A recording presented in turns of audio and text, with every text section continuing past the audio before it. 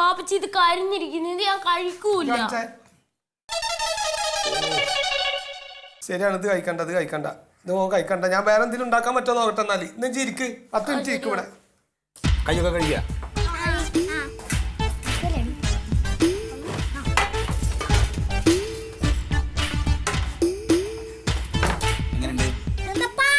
പായസം കൂടെ ഉപ്പുമാവൻ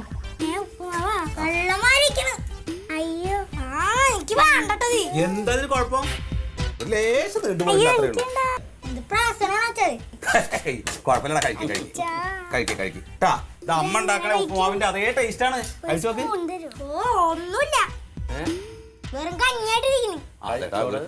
ഒരു ഇത്തിരി നീണ്ടുപോയിന്നല്ലേ ഉള്ളൂ, കുഴപ്പമില്ല. കഴിച്ചോട്ടാ. അച്ഛൻ കഴിച്ചോ. എന്താ ഇവിടെ ഉണ്ടാക്കിയേക്കണേ?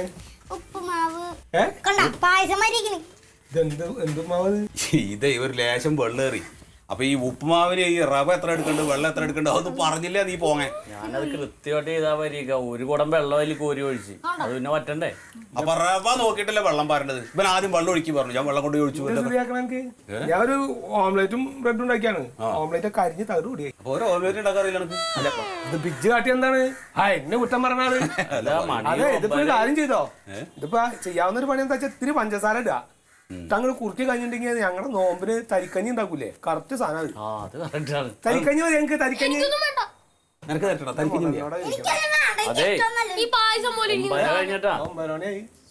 വണ്ടി പോയിട്ടോ. മക്കളെ കഴിക്കും, മക്കളെ നല്ലതാടാ. കഴിക്കും.